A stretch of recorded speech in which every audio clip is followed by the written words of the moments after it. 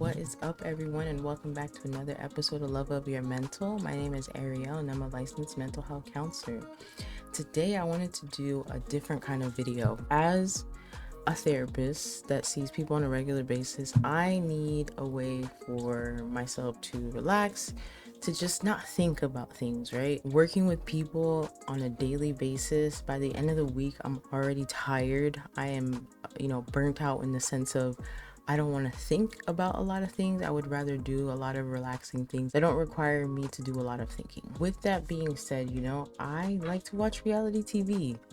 It's probably not the best example, but it kind of helps me not think. It kind of helps me give me something to distract myself, entertaining. Some of it is not the best, but some of it really is entertaining, even though a lot of it is scripted, but it's still good. In today's video, I wanted to talk about Love After Lockup and the recent season that just passed, because I took a break from watching Love After Lockup because it seemed very scripted in the previous couple of seasons.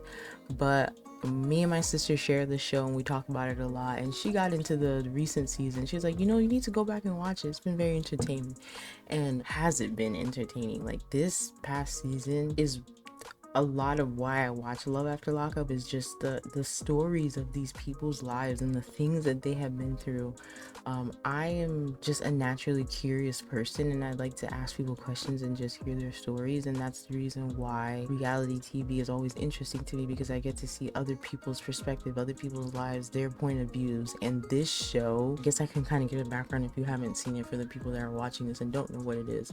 But Love After Lockup is basically a series that has to do with people talking to people that are behind bars and basically creating a life with them. And the process of this specific one, because they have different ones, this specific one is what happens once the person gets released from jail, right? What is their life like? They either, they go and they pick them up, and then they try to integrate them back into society, while also trying to pursue a relationship. A lot of them fail at it, but some do succeed. There have been some couples that are still together to this day that have had kids and stuff like that, but a lot of them don't succeed, right? Because there's a lot of high expectations, and at the end of the day, these people are felons, they're criminals.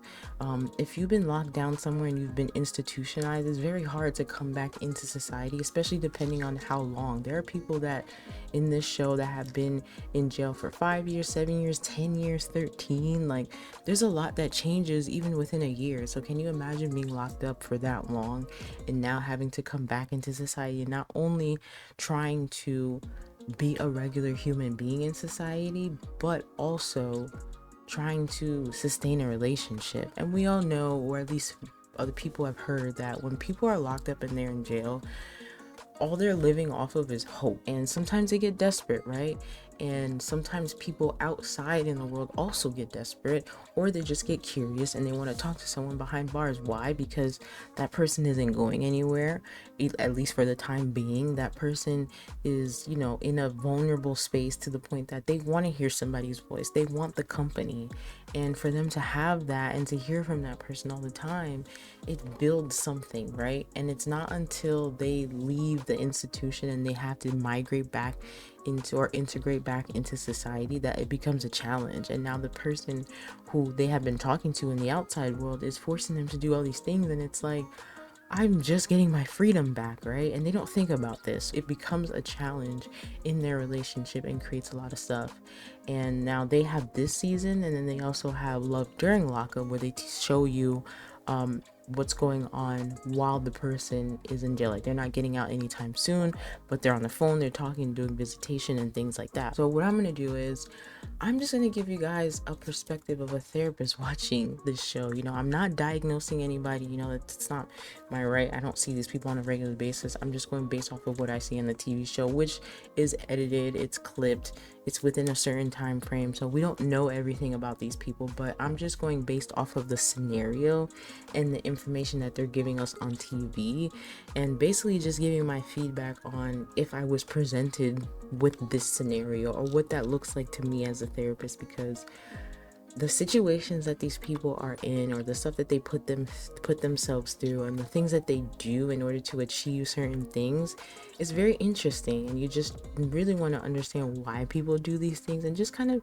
dissect it just for fun, right? Because why not? Love After Lockup season 9. These are the couples that we're working with, right? These are the couples that we just saw in this past season. It started in July. It's on WeTV if you want to watch it. It's not an ad, but I'm just letting you know if you want to watch it, that's where you can find it.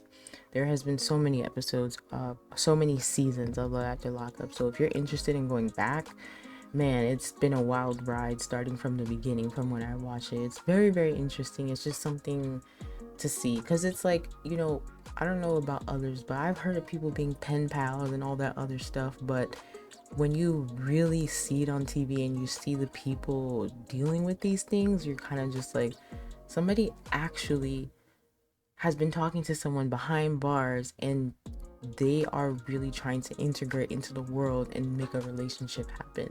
And I don't think people understand what happens when you are in jail, even if jail, prison, being through that and having to come out. But then also I'm also going to put the blame on the person that's incarcerated, because you shouldn't be promising anybody anything when you don't even know what your life is going to be like once you step out those doors. Bianca and Daniel. Bianca is 23 years old, and Bianca was a victim of a DUI crash which nearly cost her her life.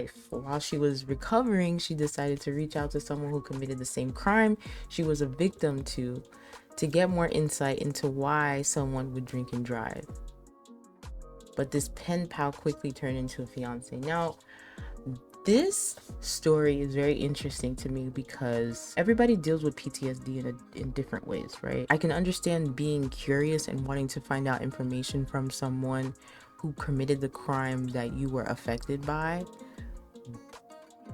But I think the issue here is now falling in love with the person and wanting to create a life knowing what that person has been through. The other part that's interesting about it is you haven't even recovered from what it is that you went through. And you can clearly see that in the episodes, because she goes back to the place where the accident happened and she can barely sit there for more than 10 minutes.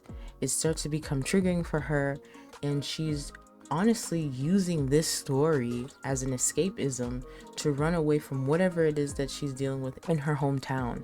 She says that she's, was born in Florida, has never been out of Florida. That's just been her home life. Now she met this guy. He's from Arizona. So now she's packing up everything that she has, leaving everybody behind. And of course, she got money from the settlement of this incident that happened, because she was in the car with a person who was driving drunk that she says she didn't know that the person was drunk, right? The person just passed out behind the wheel going 80 miles an hour and they crashed. So she got settlement money. She doesn't tell us how much money she got, but clearly it's enough for you to up and leave your apartment in Florida and get a whole new furnished apartment in Arizona to wait for this man to get out of jail. Now, the more interesting part is Daniel got charged with DUI, and that's part of the reason why he's in jail. He has a history with substances. We learned that from them speaking and from her meeting with his family and just getting a background on him. He has a history of substances, and I don't want to say has a drinking problem, but likes to drink, right? I think that's the thing of our world. I mean, alcohol is very, very heavily advertised. It's a thing. And with her being young, 20, 21, 22, 23, all you want to do is go out, live your life, and party, right? Of course, some people definitely want to be in relationships, but being around someone who is not only, one, coming out of incarceration, but two, have a history of using substances, and you already like to drink, and you're telling us that you don't want to give up drinking and you don't think that your drinking is going to affect him when he gets out. I don't know how true that is. I mean, it's one thing if he was outside in this world and he was sober and he was working towards that and he was doing everything that he can, but he's been incarcerated, which means he hasn't had a choice but to be sober.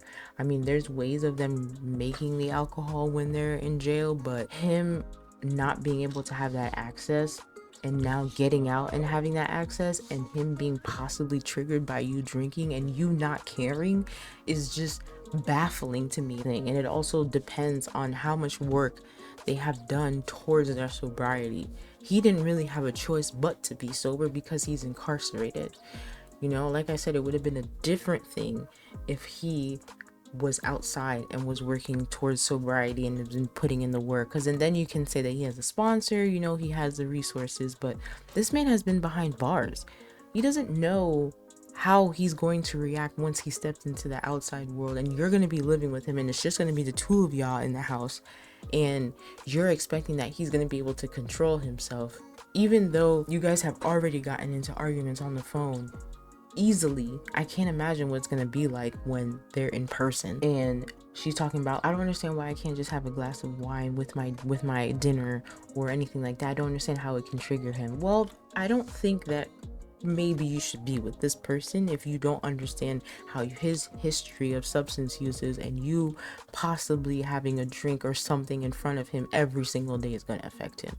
Because at the end of the day, when it comes to someone's sobriety, you have to love them enough and care about them enough to understand that when you're around them, when you hang out with them, if you care about them, make sure they don't want to relapse, that you put your own stuff away. And she's just too young to understand that. And it's not a slight to anybody who is that age. It's true. I mean, I went through it too. Everybody goes through at a young age. There are a lot of things that you care about, and being that young and going through what she went through and getting the money that she has, and her just living this carefree life and thinking that he's gonna come out and they're just gonna be the greatest of couples and they're gonna make this thing work. We have to take things into reality, into perspective. He needs the support, and you're supposed to be that support, and you need to put your drinking aside to be able to help him. I'm not saying that you can't go out and go hang out with friends and drinks and things like that, but coming home drunk, eating and having a sip of wine in front of him, knowing that that might be a possible trigger, you gotta think, and you really gotta see, you know, how that doesn't make any sense. But unfortunately for her, I don't think she's had a lot of responsibilities. We don't really even see her family in the whole entire season. The only person that we really saw was her friend, and even her friend was just like, girl, what are you doing? Like, I don't understand how you don't see that you're giving up your whole entire life in one state to go to another state to go live and wait for a man who's getting out of jail, and you don't even know how he's gonna be. Y'all have never even met in person. That's the other baffling part that's so funny to me when it comes to these shows. I understand that a lot of it is staged, of course, yes, but just thinking of the whole entire scenario, you've never met this person in person. How do you even know how you guys are going to react, right? You know, I know there's shows like Love is Blind and people fall in love and such, but this person is coming from being in jail and all you guys did was talk on the phone. And of course, when you're talking on the phone, there might be some hard conversations that you're having, but you're not getting to the nitty gritty. You're not getting to the toughness of what it comes to being in a relationship and being under the same roof. So it's going to be interesting to see how they are in the next season and them two living together, because that's basically where it ended. She met his family in Arizona. She's already moved there. She has her place, and now she's waiting for him to be released and seeing how that's going to go. So that's going to be an interesting dynamic. So we have Hope and Arthur, who is a very interesting relationship to me. Now, when we first started with seeing them in this season, I really questioned the relationship that Arthur had with his mom, because it seemed very mama's boyish, but unhealthy mama's boyish. Like when the mom doesn't want girls to date their sons, you know. Hope also has her own issues. She cheated on this man while he was in jail. Now, she says that they made an agreement that she could go out and have sex with guys, and it was just sex and that's it, you know, which that's kind of hard, but I can understand some people can do it. But she said they made an agreement that she was going to be able to go out and have sex with the guys, and it would just be sex and that's it. But then Arthur started to get uncomfortable with that, because who wouldn't be? I mean, especially if you are incarcerated, you don't know what's going on in the outside world, and your girl just saying, yeah, I'm just having sex with this person, that's it. I mean, you can learn to trust her, sure, but that's still going to be challenging. They start to realize that they have a lot of trust issues, right? She clearly was doing stuff behind his back, which she says in there. She's like, there's some things that he doesn't know. And not only that, she hasn't even told her sisters about him. Now I don't know if that's the only family member she hasn't told, but she hasn't even told her sisters about them. And in the last episode, she was at the store with him because he wants to be a designer. That's what he did when he was in jail. He made clothes and such. So she takes him to a fabric store, and while he's looking at the fabrics, sister calls and they're trying to have a conversation, and she's checking on up on him, and she goes, well, I didn't tell him because I don't feel like it's the right time and I would rather than meet him in person, which is so baffling to me because I'm just like, you plan all these things with these people while they're in jail, and what's going to happen when they get out and your family doesn't even know about them and you're living with them and this is on TV? Like, that's the part of me where I'm like, okay, I get part of it might be staged, but it's like, it still doesn't add up. It doesn't make any sense. If you weren't so sure about this person enough to tell your family about it, how are you living with them? How are you saying that this is gonna work? You know, you guys are gonna have a future together. That's gonna be very hard. And even he says that. It's like, he says, you know, you cheated on me while we were in jail, while I was in jail, and now you're not even telling your family about me. Like, how do I even trust that this is even a thing? And I get it. I completely get it. And as they continue to go through their issues, towards the end of the last episode, she starts to tell him that, you know, you're very closed off, you don't really talk, you know, when we were over on the phone, you had so much to talk about, but now that we're in person, you're barely talking. What's going on? We got to talk about your emotions. And he's just like, bro, I've been institutionalized. Like, I was incarcerated for 7 years. This took a toll on me, which it does. I think people forget about what happens when people go to jail. You know, a small part of my career, I spent time in jails. Like, I worked there and I work with the people in there, and it doesn't matter the length of how long you've been there, but the longer time that you're there, the more that it affects you mentally. You know, they go through a lot when they are in jail, prison, and just in general. You know, the things that they see, the things that they deal with. And he explains that in his story. He says that he saw a person die and he can't even get that out of his mind. And so when she's pressuring him to talk, get it all out and blah blah blah, if someone has never done that before, or they've had to for the past 7 years hold all that type of emotion back, because if they do show that in the places where they're at, it might affect them or it might hurt them. That's going to be hard for them to be able to do that with someone that they already don't even possibly trust. He already says that he doesn't even know if he trusts her fully. So I think her pushing him and making him do all this stuff, it ended up making him have a panic attack. He even said to himself, yeah, I have PTSD from everything that I have seen throughout my life while I was incarcerated. And he can barely talk about his emotions, that he had to get up and leave.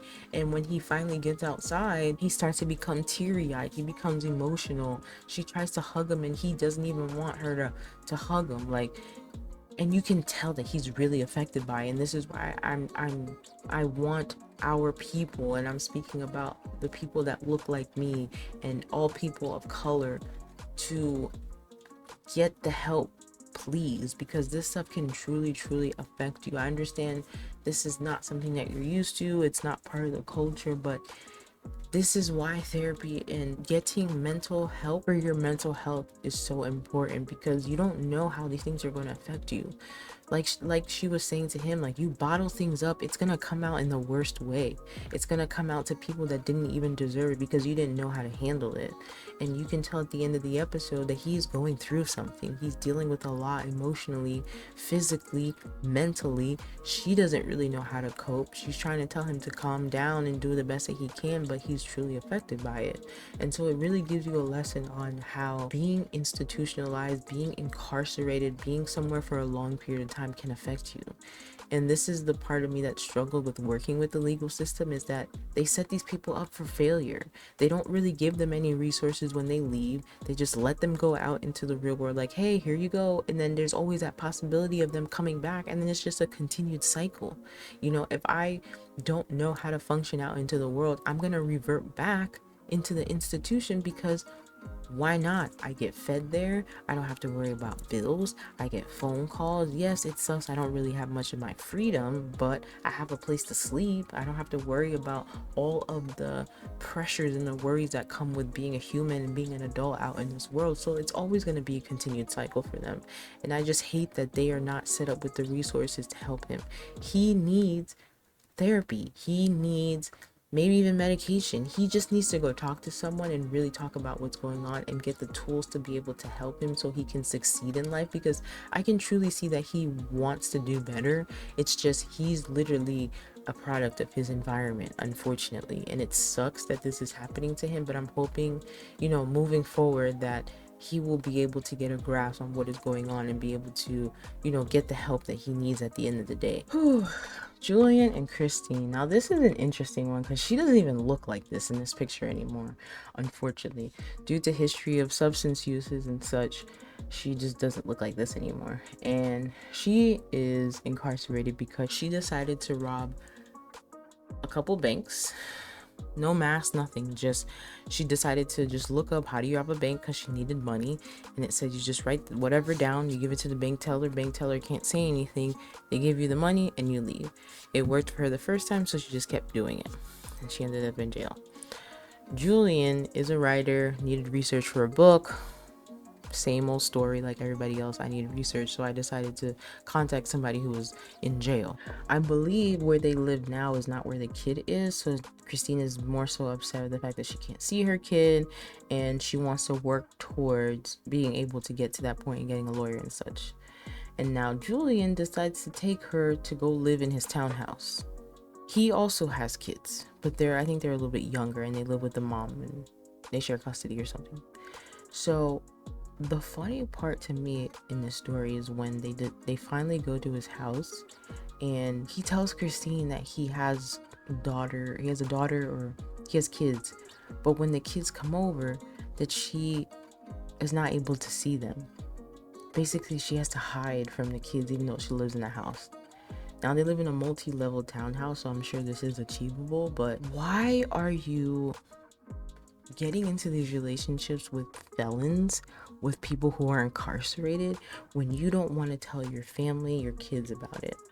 This is on national TV. They're gonna see it anyway. Why are we prolonging it? If you want to be with the person, be with the person. You already made that decision, but now you want this woman to hide in your house when your kids are there so that they don't see her?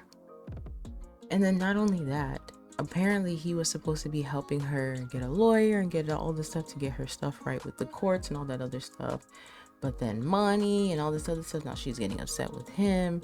And again, these people are meeting each other through online websites and such. Some of them don't even meet each other until they get out, and you are putting all your trust and all of your stuff into this person that you barely know, and you expect that it's going to work out. I don't know, sometimes it's like you kind of you made the bet, now you have to just lie in it, because there's not really much that you could really do from there. So them two, it's going to be very interesting to see how that's going to work. That's going to be another thing that's going to be challenging too, to see if she is even able to stay sober when she gets out. So next season it'll be interesting to see them. Man, these two, Kim has 2 boys. Kim and Joey have known each other since they were young. Joey has a history of reckless behavior when he was younger. Those kids that just were doing whatever, doing drugs, hanging out in the wrong crowd, getting in trouble and such. We learn in their story that Kim's cousin used to date Joey when they were in high school. Joey cheated on her cousin with Kim. Kim's cousin doesn't know this until she tells her in the episode, which is messed up already, because your family, why didn't you tell me that? Kim's cousin didn't even know that Kim was talking to Joey while he was in jail, and now he's getting out and they're going to be living together. Not only that, Kim has Joey staying in her house with her kids and already trying to create a relationship. Mind you, her kids are young, I mean like under 10, and you're bringing this man into your house and just expecting for him to just fall into the father role. Again, these felons are saying things on the phone because of the hope, the fact that you are there and you're a support to them. half of them don't abide or live up to the things that they say that they're going to do, unfortunately. Because what else do they have to do while they're in there but dream? It's just what they have to do. They don't really have much else, right? So the minute that they make it to her house after spending the night in the hotel or whatever, and they're back with the kids, because the kids were being watched by, I believe, Joey's mom, I think, or a family member or something. I think it was a family member. Well, it was Christmas Eve when they came. They slept. It was Christmas morning when they woke up. The kids got to open gifts or whatever. They're little boys, so they're running around making noise and doing such. Joey gets tired and he's like, yeah, I'm gonna leave the house. And Kim's like, well, where are you going? And Joey's just like, I'm gonna leave the house. I'll be back. Don't worry about it. Kim has trust issues with Joey already. She puts an air tag on his car. And mind you, this is a car that she bought for him. Another thing I don't understand, why are we buying cars for people that we don't even know is going to be committed to the relationship when they get out? But so be it. She bought him a whole car. Man, he decides to leave the house because he can't deal with it, which I don't blame him. You're coming out of jail and you're going right into the father role with two young boys that are running around screaming and doing all this stuff. So he decides to leave and decides to go drive around. They don't really show us what else. People in Facebook groups and such are speculating that he might have went and used. I couldn't really tell because this is how his face is all the time. So I'm kind of like, I don't really know if he did. He could have, maybe, but they didn't show us. They just showed us him riding around. And when he comes back, she's asking him questions. Where did he go? Blah, blah, blah. He didn't really answer it. This is already an issue. You don't trust him. How are you living with him and you don't trust him? Why would you buy him a car if you don't trust him? Saying that you expect that this car is going to be able to help him to get to work and do what he needs to do and do this and that. Why wouldn't you let him show you all this stuff first before you decided to commit and buy him a whole car? I don't know. I don't get it. You know, that money could have been saved for the boy's future. Maybe she does have that saved already, but none of this makes any sense. And then on top of that, Kim's father already doesn't like Joey, and he also has been helping with the boys, but he doesn't like Joey because he remembers Joey being a reckless young boy getting into all this trouble, doing drugs and blah blah blah, and is harped on this story or this possibility of Joey stealing his motorcycle, his bike, or something from his home.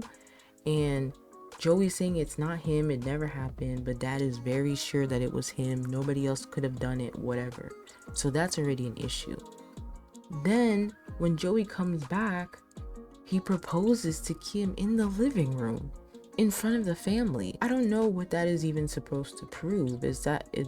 I don't know. And then she just takes it. It's just, I don't know. I just think that the people that are outside of the jail are very desperate, along with the people that are in the jail, and they just, some of them I really think that things are gonna work. Other ones I think that, like, the people that are incarcerated know exactly what they're doing and they're latching on to whatever it is that they need to be able to get out and get the help until they're able to get on their feet. And this story is just very interesting because we have kids involved, and I think it becomes tricky when you have little kids involved, because now you're making them create a relationship with someone that you don't even know is going to be around to create a stable relationship for them, especially a father role. That's a big shoe to fill. They might have their father still in their life, but this person is still going to be around them because they're with their mom. And I don't know if he's the greatest example. I mean, his sister came to visit him, and his sister they're very close, had a close relationship. But once he started doing drugs and getting into all this stuff, she just felt very hurt because then he went to jail and they didn't really get to build that bond again or just continue to have that relationship that they had. And she's telling him this, and he just has a blank stare. He's not crying or anything. He says that, it affects him, sure, but I don't think he understands the impact of what his actions have done and the roles that he is now having to fulfill now that he has gone out and has now created this relationship with this woman and has also now put a face to a father figure for these kids.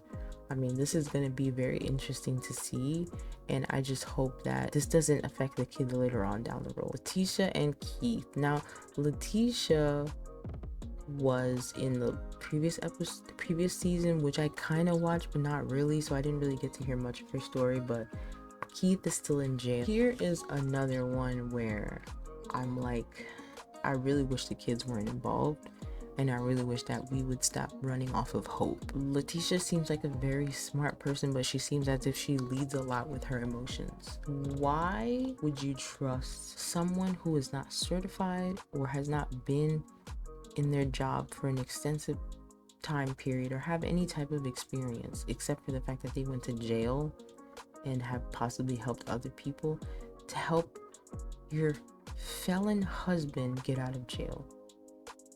She decided to work with, I don't even know if he's a lawyer. I think he's a public defender or something, but he knew Keith, or he knew Keith's friend, or he helped Keith's friend that was in jail to be able to get out of jail. And his whole thing was that he knows what it's like to be locked up, so he helps people get released and such.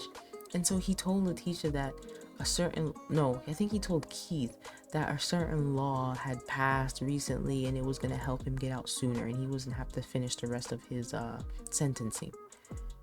And Keith decided to tell Letitia that, and before Letitia even goes to verify this information, before she even gets paper written documents saying that this is even true, she decides to tell his family, make a whole party about him coming out soon, telling her daughters, saying that, aren't you excited that daddy's coming home, and all this other stuff. Like, why are we running on hope? Like, for me, I need some type of secure information. Where's the document that says that he's gonna be getting out? Why am I trusting another person's words that is not even an actual lawyer or anything of the sort, or anything promising in general? Like, we're dealing with the legal system here, and someone who has committed a crime, they're not just gonna let him walk out of the door because a law just says that he can leave. And then she has two daughters, one that's young, I believe she's under 10, and then she has one that's in middle school, high school, around there. The middle school, high schooler wants nothing to do with any of this, which I don't blame her, because why are you making me talk to this man like he's my father, trying to make us have a relationship? And I think this is where I want to like shake some parents and really tell them that your kid is not just another accessory. They're a human being. Stop forcing them to have relationships with people that you don't even know are going to be in your life forever. Sure, you got married to this man in jail and you call him your husband, but your kids haven't even met him like that. They don't really have much of a situation together, and you're making this little girl call him dad and saying to have all this hope that he's going to be coming out soon, and aren't you excited? And it's like, why would I be excited for that? I don't even know this man. Like, it's something that just doesn't make any sense to me. And it's like, why would you want to put your kids through that? Especially if your kids already don't have a father figure. Why would you say that this man that's going to come out is going to come and step in and fill those shoes? That these are things that you really have to like see with their actions, not with their words. Like, they could say whatever through that phone. You know, they're just going by it day by day. And if they know that they have you on the other line, yes, I'm willing to say whatever to get by, right? So even after all of that, she finds out that he's not getting out soon. She finds out that the friend that was supposedly the public defender doesn't know what he's talking about. And the paper records that she decides to take to an actual lawyer, an attorney, to be able to help her, tells her that this paperwork doesn't say anything. And you just paid this man all this money for nothing. To call Keith in jail and tell him that and say that I'm sorry for the bad news, blah, blah, blah. Like, for me, some of it is not worth it, but for them, in their mind, it is, you know? But so we have Shanta and True. I actually liked them in the beginning because I thought, you know, they might have a little something. True has been in jail for 13 years. True went into jail when he was a teenager, I believe, and True is now in his late 20s, early 30s, somewhere around there. I could be off, but either way, True's mind is still stuck as a teenager. True doesn't know how to be an adult yet. When True was released from jail, that was True and Shanta's first time meeting in person. They have never met in person. They've only talked on the phone. Shanta has spent over $40,000 on True, and moved across state lines. Mind you, Shanta has kids, not only kids, grandkids. Drew tells us that the guys that are in jail will say any and everything when they have a female on the phone. He tells us straight up, we will say any and everything because that's all we got. You lose family and friends because they forget about you when you're in there. You know, some family members might talk to you, but not all of them.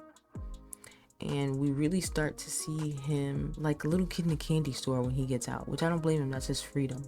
But to get locked up as a teenager and now you're an adult and you have the freedom to do whatever you want, and then not only that, you have family members that's aiding in your nonsense. Of course I'm gonna want to go out and do these things and not be committed in a relationship I said I was gonna commit to. He's telling Shanta that she wants him for his money and that he, doesn't want to truly be in a relationship right now. And later on in the episodes, he now says that he wants to be with her, and come to find out Shanta is pregnant with twins, and now he's trying to go back and get her back. And the whole time because they ended up breaking up and not being together for 3 months after he recently got out of jail because he didn't want to be home. My man was always out. He had a phone. He was never picking up the phone when Shanta was calling. He basically left her at the house and was out with his sister, flirting with some girl that he used to talk to before he went to jail. That was his sister's friend. And that's another thing about these felons. Their family members are enablers. A lot of them let them do the things that they want to do, and that's why they won't change, unfortunately. It sucks. A lot of their family members are enablers. They don't hold these people to their accountability, and they need to, because Drew is now a grown man, but his mind is still stuck as a kid, and all he wants to do is have the freedom of going out and doing whatever he wants. He doesn't want to stay tied down. He doesn't want to be in the house. He wants to go out and do the things that he's been missing out on doing. And so this ended up breaking up their relationship, and they weren't together for 3 months.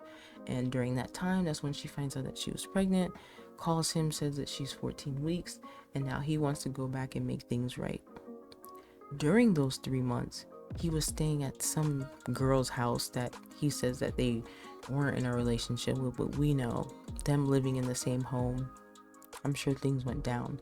But not only that, I'm sure the reason why he's crawling back to Shanta now is it probably didn't work out with that girl. And now he needs a place to stay, and he wants things to be better. And I'm sure even with him finding out that she was pregnant, he wants to be part of the kid's life. I'm sure his mind is really stuck as a kid's mind, and he really needs to get the help understanding that he's an adult and that he has responsibilities, and him putting himself in this relationship with this grown woman is really going to be a challenge for him. But he really needs to honestly grow up, and that's easier said than done because he didn't really have the chance to do that out in the world. He had to do that in the prison, so he didn't really get much of a chance to really be an adult. And it sucks because that really shows you how being in jail and being incarcerated could really mess up your mind and really do a lot of damage to you. So I don't know if it's gonna work, to be honest. With him having that mindset, it's gonna be very hard for him to not only show up as a responsible adult, but as a parent, as a boyfriend, as a husband, or whatever they decide to do. That's going to be very challenging for them. So it's going to be interesting to see where that relationship goes. Soraya and Troy. Now, Soraya is a church girl in the sense that her parents are preachers. So she grew up in the church, she grew up in a strict household, but she started to rebel in her teens with the guys that she was dating, right? This is a classic story of a kid that is not allowed to do much. Parents are very strict, don't allow them to do a lot of things. But to her, being around the hood, being around those type of guys, being around drug dealers and things like that is appealing to her, right? It seems like fun. Oh my gosh, it's reckless, whatever. So that's how she got introduced to Troy. But the crazy thing is, her ex-husband was also someone that was incarcerated. And she met Troy because that was her ex-husband's cellmate. She decided to go visit her ex-husband at jail one day and saw Troy and was like, oh, who's that? He looks good. And decided, oh, it was okay for me to go ahead and start talking to him. So now her and the ex-husband don't talk anymore. but she also has a son. Her son's probably a little bit over 10 years old. And she decided to divorce her ex and marry Troy. But not only that, she kept the name of the son father off of the birth certificate from her ex and decided to put Troy on the birth certificate. What a story that you're gonna have to tell that kid. But as we go through the episodes, we see that her parents are very, very nice people. They come from the church. They're not really judgmental. Problem is, they want Troy to come out and also be a preacher and be part of the church. But Troy doesn't want to do that. And I think that's the issue too. Why are we holding this man up to these expectations of already coming out and being part of this church? That man don't want to do that. He wants to live his life and do the things that he wants to do. He doesn't want to be part of the church. And for her to be putting that on him, I think is another thing too. And then he also has a kid that he hasn't seen since she was 7 months old. She is now 7 years old. And his mom still has a relationship with that kid's mom, and they still talk and such. So the first thing that got me mad about the situation was she built a relationship with his mom while he was in jail. This led her to asking the mom to come stay with her at her house when he got out of jail so that they can build a relationship, which messed him up because he's like, me and my mom haven't talked in years. I haven't seen her. I'm not ready for this. That's a lot of pressure to put on someone. Why would you think that that's something good to do within the first moments of seeing each other and they haven't seen each other in years? And she did so much damage to him. I think his grandmother raised him. Mom was on drugs. It was a whole thing. And she's like, I'm gonna just bring your mom when you get out of jail so you guys can build a relationship. Oh yeah, and not only that, she's gonna be staying in my house with us for the next couple of days. And we're also gonna have all of us come and meet each other as a family. My family and your family are gonna come together. So his mom comes, and right off the bat, she's already in her own world. She doesn't care. She does whatever. So she decides that she wants to go meet with the family and such. And his mom decides to take gummies before they go meet her parents at church. They question the mom, like, why are you taking gummies before church? And she's like, oh, I don't even know why I'm going in there. I haven't been to church in how long, blah, blah, blah. They finally get to church and she is high. She's laughing. She's crying. She's making fun of the girl's dad, who's the preacher, saying that he looks funny and all this other stuff. She ended up leaving the church halfway through to the point where Troy had to go out and check on her. And then she's sending her son to go check on the grandma, which is completely inappropriate. Why wouldn't you go out there with your husband to go check on his mom? That's your mother-in-law. And so their whole entire relationship, clearly they haven't talked about a lot of things.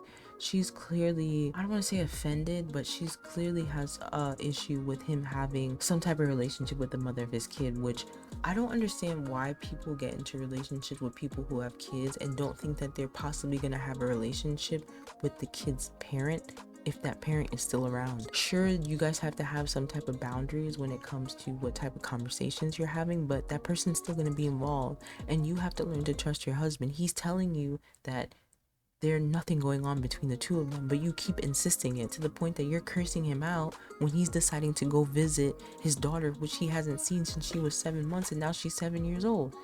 Done ruin the whole entire day because you're being selfish and you're getting upset for whatever reason, saying that, oh, now I gotta go be around his baby. What did you think was gonna happen? To the point where now this man is leaving the house and he's roaming the streets because he doesn't even want to be with that. All he wants is peace.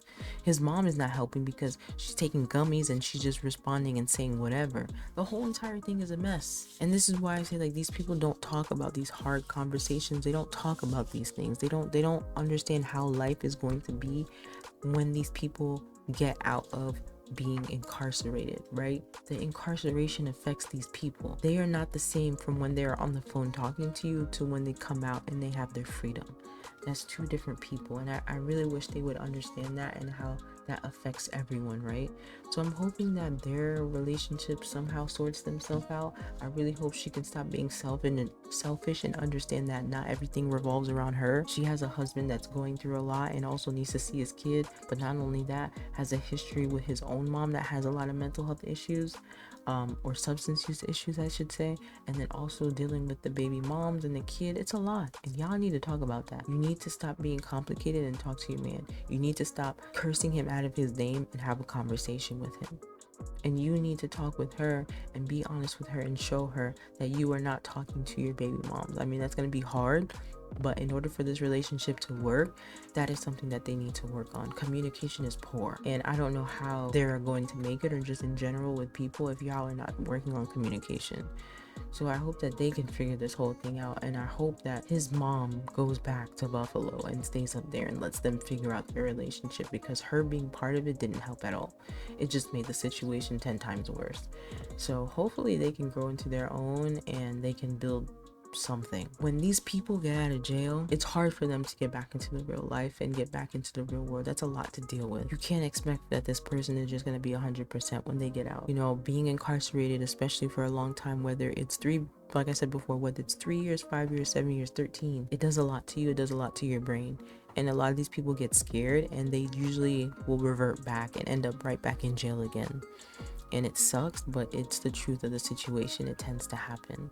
So I know this is all for entertainment purposes, but just basing off of the scenarios, people need to communicate, people need to be realistic, and people got to understand that this is their reality and you cannot force these people to rush and be committed. They were just locked down in a federal prison. They don't want to come out and be locked down again. Even though they promised you all these words, you got to take their words with a grain of salt. And we also have to understand that being incarcerated affects people's mental health so much. You know, being in the legal system, you see how much people don't get mental health services when they're in jail, especially when they're diagnosed with something.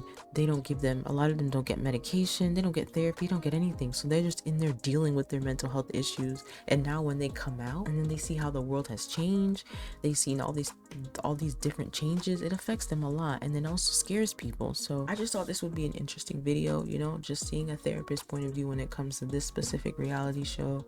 You guys let me know how you like this video, if it was too much. I know it's a little bit long, but I just thought it would be interesting to just go through each couple and kind of give just my feedback on what I see and what I feel like these people should work on if this was an actual scenario and I was dealing with them, what I think that they should do. You guys let me know if you enjoy this type of video. I can do, you know, other reality shows that I watch. I appreciate you guys watching this video. I will try and do another one like it. Please comment, like, and subscribe, and join in on the conversation below. I will see you guys in the next video.